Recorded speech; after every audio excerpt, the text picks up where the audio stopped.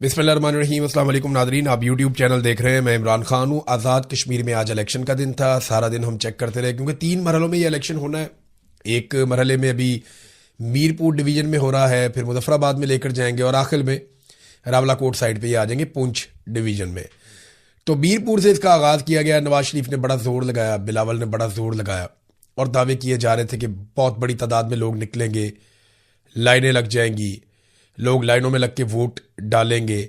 بلکہ یہ احکامات بھی اسٹیبلشمنٹ کی جانب سے دیے گئے تھے کہ آپ نے مناظر فلمانے ہیں، اگر آپ کے پاس 100 50 200 ووٹر ہیں تو آپ اس کو لے کر جائیں، بجائے اس کے کہ وہ ووٹ ڈالے اس کو آپ کھڑا کریں لائن کے اندر، لمبی قطاریں آپ شو کریں، میڈیا کے اوپر ویژولز بنائیں تاکہ وہ پھر ہم چلائیں پی ٹی وی کے اوپر اور باقی جو میڈیا اس کو دیں کہ آپ یہ مناظر چلائیں۔ اے آر وائی ہو گیا، وہ بھی کافی آج کل مدد کر رہا ہے بی ٹیم کے طور پہ، اور بہت سارا میڈیا ہے جسے یہ حکم تھا کہ آپ نے یہ ویژول چلانے جو آپ کو دیے جائیں گے، لیکن وہ ویژول بھی بنے۔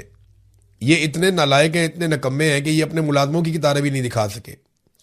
آزاد کشمیر کے لوگ ووٹ کے اندر اگر کوئی آیا بھی ہے تو ایسا لگا کہ جیسے وہ اپنی توہین سمجھ رہے ہیں کہ جناب ہم تو ویڈیو اپنی بنانا ہی نہیں چاہتے، ہم چاہتے ہی نہیں ہیں کہ جناب کوئی ہمیں دیکھے، کوئی اگر بہت مجبوری میں آ بھی گیا ہے تو، کیونکہ لوگوں کو یہ پتا ہے کہ انہوں نے آزاد کشمیر میں رہنا ہے۔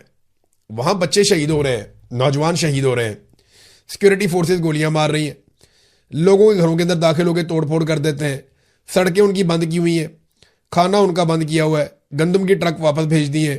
تو پھر آپ جب اتنا تنگ کریں گے ایک علاقے کے لوگوں کو تو رد عمل تو ان کا آئے گا، اور وہ رد عمل ہم نے دیکھا۔ اب ماضی کی نسبت جو ٹرن آؤٹ ہے یا لوگوں کی ووٹ ڈالنے کی خواہش ہے وہ نہ ہونے کے برابر تھی، یعنی بہت ہی کم لوگ نکلے ووٹ ڈالنے کے لیے۔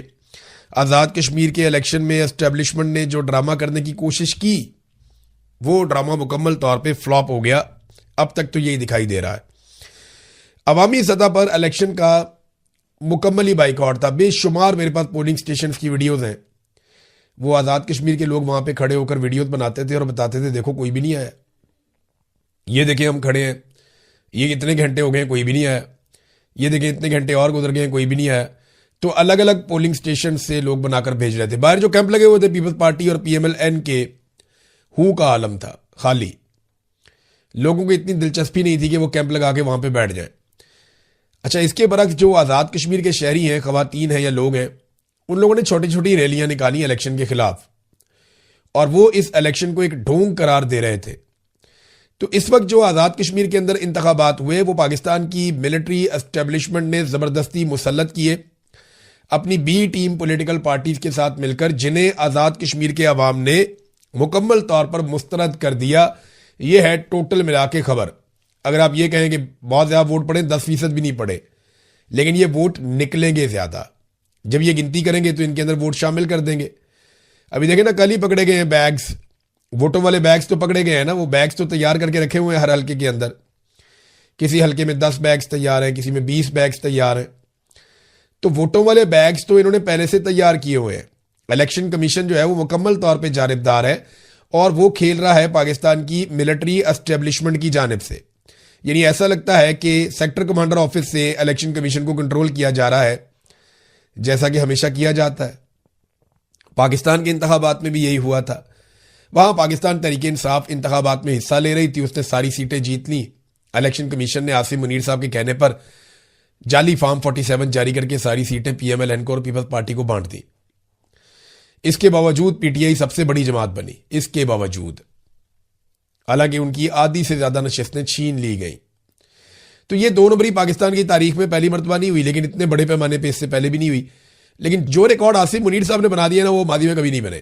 ابھی ہم نے گلگت بلتستان کا الیکشن بھی دیکھا، ہم نے بہت سارے ضمنی انتخابات بھی دیکھے۔ آج ہم آزاد کشمیر کا الیکشن جو ہے اس کی گنتی اب اس وقت ہو رہی ہے جب میں یہ ویڈیو ریکارڈ کر رہا ہوں، تو وہ بھی آپ دیکھ لیں گے۔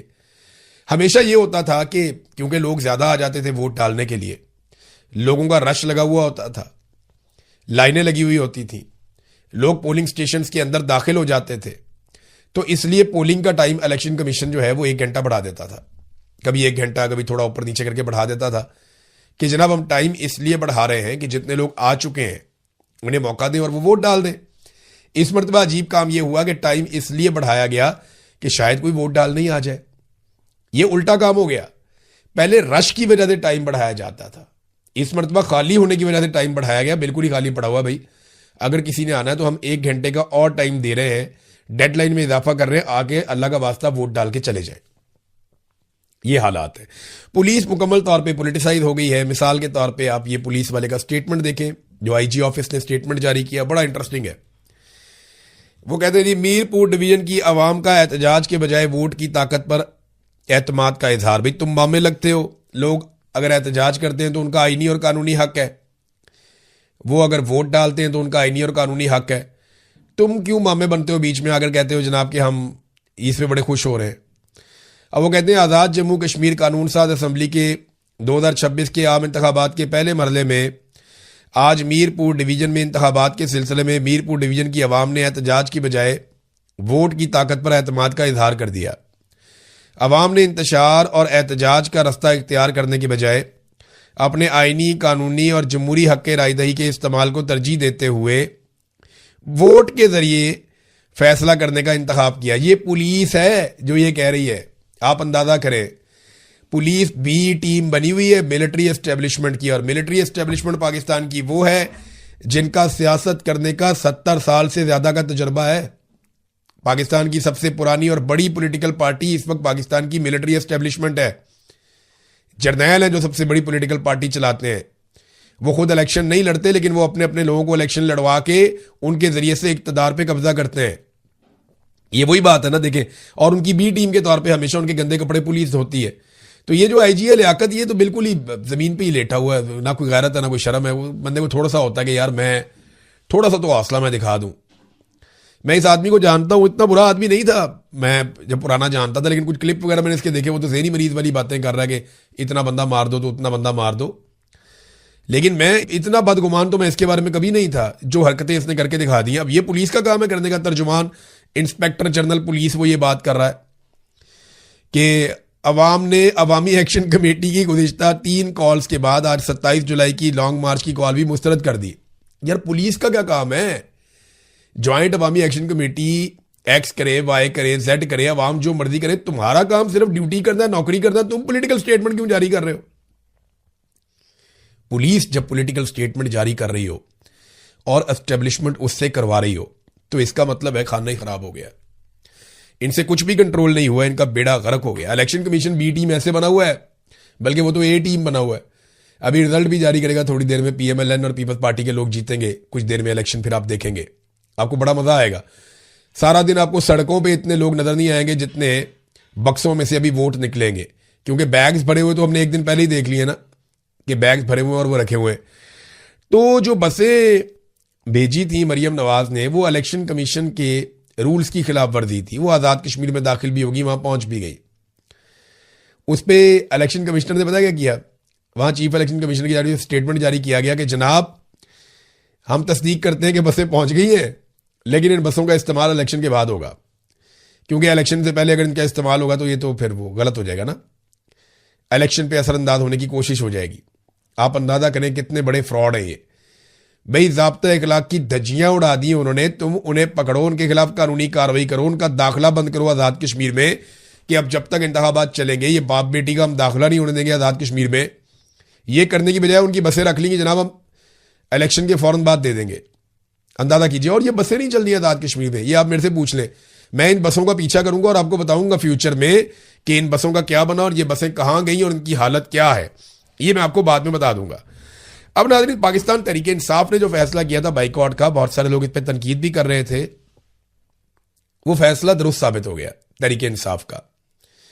اور ان کا فیصلہ ثابت کیا وقت نے کہ لوگوں نے دلچسپی نہیں لی انتخابات میں. اگر تحریک انصاف بھی انتخابات لڑتی تو کچھ تھوڑا بہت اور لوگ نکل آتے, لیکن اوورآل یہ انتخابات جو ہیں وہ ان کی کوئی حیثیت یا کوئی ساکھ نہیں ہے.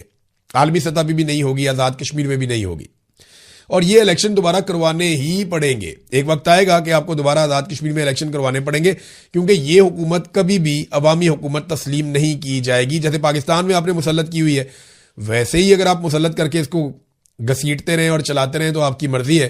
جو حالت آپ نے پاکستان کی ہے اس سے بدتر حالت آپ آزاد کشمیر کی کر دیں گے. لیکن وہاں کے لوگ فی الحال ڈٹ کر کھڑے ہیں. آج جو لانگ مارچ ہے, کل لانگ مارچ نکلا, وہ وہاں میر پور سے اوپر چلے گئے پونچھ کی طرف, اور آج مظفر آباد کی طرف جا رہے ہیں لانگ مارچ کے قافلے. لوگ مظفر آباد کی طرف بڑھ رہے ہیں، دیکھتے ہیں کہ ان کو کیسے روکا جاتا ہے، وہاں جا کے وہ کس قسم کی حکمت عملی اپناتے ہیں اور کہاں جا کر بیٹھتے ہیں، اور مظفر آباد کے لوگ کس طریقے سے رسپونڈ کرتے ہیں. یہ ساری چیزیں ہمیں آنے والے چند گھنٹوں میں پتہ چلیں گی. لیکن پاکستان تحریک انصاف نے ایک سٹیٹمنٹ جاری کیا. انہوں نے کہا جی آزاد جموں کشمیر میں آج ہونے والے انتخابات اس حقیقت کو بے نقاب کر رہے ہیں کہ عوام کا اس انتخابی عمل پر اعتماد تقریباً ختم ہو چکا ہے. پولنگ سٹیشن پر ووٹر کی تعداد نہ ہونے کے برابر ہے، جبکہ دوسری جانب عوام کی ایک بڑی تعداد اپنے حقوق اور مطالبات کے لیے سڑکوں پر موجود ہے. یہ منظر اس بات کی واضح ثبوت ہے کہ حکمران جماعتیں عوام کا اعتماد کھو چکی ہیں. اچھا، پھر انہوں نے کہا افسوس کی بات ہے کہ آج وہی جماعتیں انتخابی میدان میں موجود ہیں جنہیں عوام پہلے ہی مسترد کر چکے ہیں.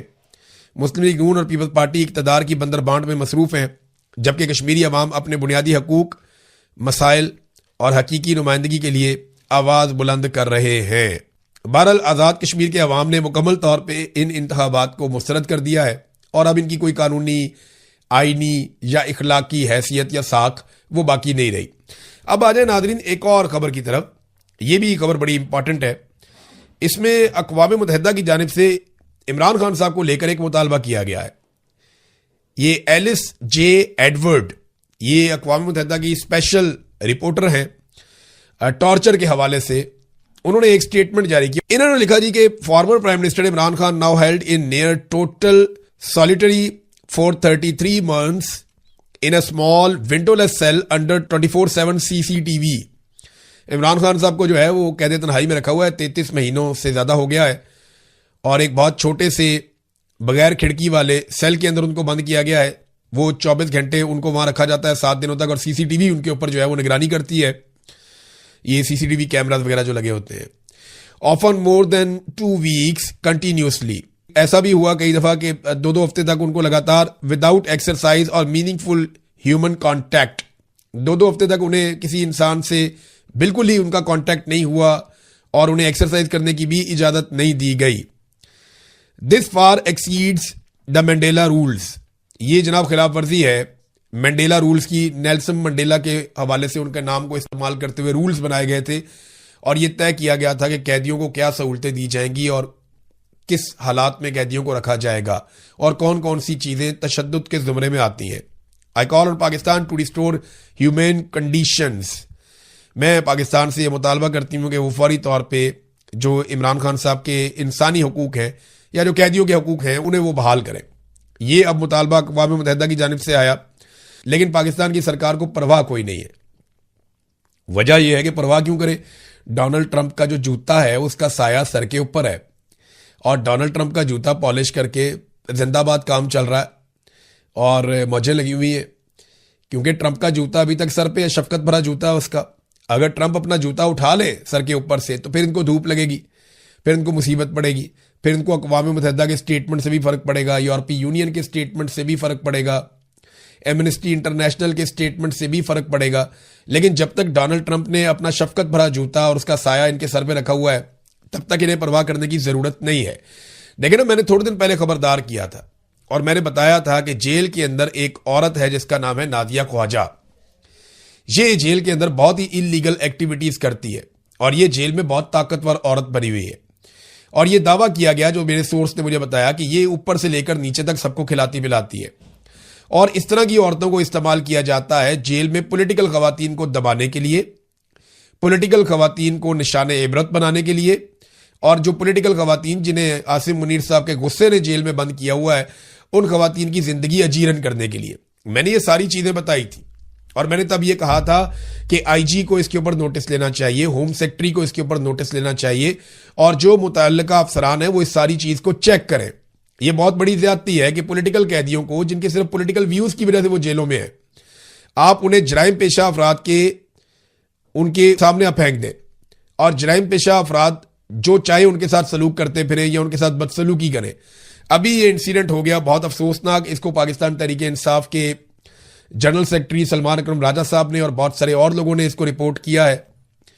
پتہ یہ چلا کہ جو نادیہ خواجہ نامی عورت ہے، میں نے پہلے خبردار کیا تھا اور وہی حرکت ہوئی ہے. یہ عورت 10 خواتین کے ساتھ بیرک میں داخل ہوئی. اب بتائیں یہ کیسے آ سکتی ہے 10 خواتین کو لے کر؟ جیل کے اندر ایسے تو نہیں ہوتا کہ آپ دندناتے پھریں، آپ کا دل کر رہا ہے آپ ادھر چلے جائیں، اس بیرک میں چلے جائیں، ادھر چلے جائیں، ایسے نہیں ہوتا. اب یہ 10 خواتین کو لے کر بیرک میں داخل ہوئی تو عالیہ حمزہ صاحبہ واش روم سے آ رہی تھیں تو انہیں گلے سے پکڑ لیا اور تشدد شروع کر دیا. اب یہ ایک جان لیوا حملہ ہے, آپ کسی خاتون کا گلا دبائیں تو اس کی موت ہو سکتی ہے. تو پھر وہاں پہ جو باقی پاکستان تحریک انصاف کی خواتین ہیں جن میں صنم جاوید, فلک جاوید, دیگر خواتین, انہوں نے بھاگ کر عالیہ حمزہ کو چھڑوایا اور ان کی جان بچائی. اور اس میں ان خواتین کو ان عورتوں کے ناخن بھی لگے اور یہ معمولی زخمی بھی ہوئی. اب معاملہ یہ ہے کہ رات کو خواتین سو رہی ہوں اور یہ گینگ اسی طرح آ کے ان کے اوپر اٹیک کر کے ان کو جان سے مار دے تو اس کا جواب کون دے گا؟ یہ میں پہلے اس لیے کہہ چکا ہوں کہ ذمہ دار اس کا آئی جی جیل خانہ چاہتا ہے, نمبر 1. نمبر 2, ہوم سیکٹری وہ بھی اس کے لیے ذمہ دار ہے, اس کو رسپانسبلٹی لینی پڑے گی. اور جیل کا جتنا عملہ وہاں پہ موجود ہے, superintendent of Kot Lakhpat jail اور اس کے ساتھ جو باقی لوگ ہیں وہ سارے بھی ذمہ دار ہیں. یہ عورت تو کہہ دی ہے یہ جیل کے اندر اگر کچھ کر رہی ہے تو اس کے لیے ذمہ داری جو انتظامیہ ہے ان کی ہے, اور ان کو پہلے خبردار کیا تھا. میں نے آج سے 2 یا 3 دن پہلے یہ ویلاگ کر کے بتایا تھا, یہ آپ چھوٹا سا کلپ سن لیں آپ کو پتا چل جائے گا. میرے پاس جیل کے اندر سے خبر آئی ہے, یہ کوٹ لکھپت جیل کے اندر سے میں آپ کو خبر دے رہا ہوں. جو جیل کا عملہ ہے ان میں سے ایک خاتون نے مجھے جو خبر دی وہ میں آپ کے سامنے رکھ دیتا ہوں. یہ نازیہ خواجہ نامی ایک خاتون ہے, ایک عورت ہے جو جیل کے اندر بند ہے, اور اس کو اسپیشل جگہ پہ رکھا گیا ہے. ایسی جگہ پہ رکھا گیا ہے جہاں پہ خواتین قیدیوں کو زیادہ دیر تک نہیں رکھا جاتا, لیکن اس کو اسپیشل سٹیٹس جیل کے اندر دیا گیا ہے. یہ نازیہ خواجہ نامی جو خاتون ہے یہ دعویٰ کرتی ہے کہ